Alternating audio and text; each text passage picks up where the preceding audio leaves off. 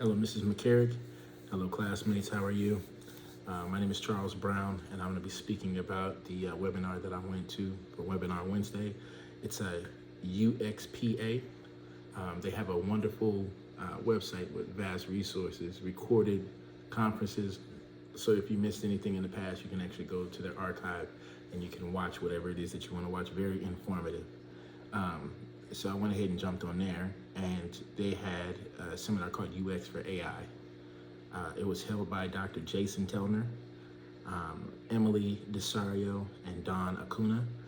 Jason Telner, he's actually the IBM lead researcher, developing chat box and web support. And Emily Desario, she is a senior design manager, and she creates IBM tools to predict weather. And Don Acuna, she is a principal designer and a UX architect, and she discovered ways to integrate design and technology. So some of the things that they were talking about is how huge the UX AI market is. It's very, very vast. A lot of opportunity to do different things, from researching to AI integration to, programming. It's just huge, vast industry, and that's what everything is evolving to in reference to, like web design and web human interaction.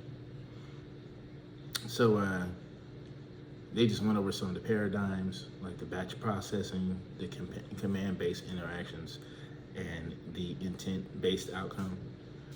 I would try to explain those things, but it's really, really complicated. So, I would just say go to the website itself and look it up.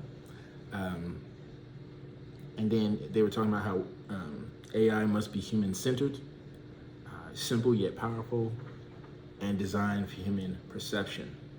And it's got to have assistive automation, and it has to earn trust with transparency. So IBM is designing a lot of AI stuff now, and what they were talking about too is what's called code bias, right? So they said that they had bias, which when I was going to school for simulation, they were talking about how AI has code bias, and what that means is like it recognizes our lighter skinned brothers' faces more than ours, than people that have darker skin or minorities. So they were speaking about a documentary that also it appeared at the Sundance Festival. It's called Code Bias.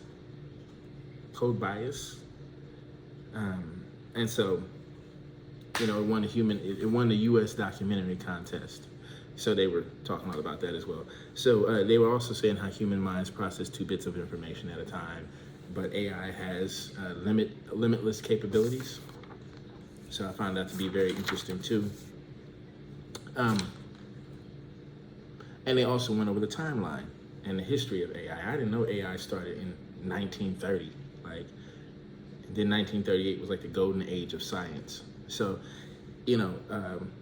so they kind of went over those things and went over how AI was basically predictive, and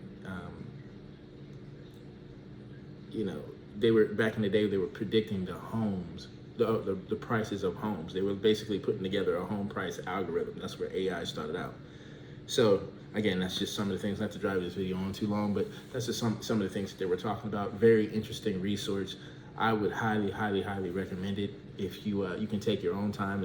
It's I guess paced learning, so you can go on there and look at each video and go back and rewind it if you want, if you catch some gems. So again, I would try that out if I were you guys. Anyway, that's all I have. Thank you.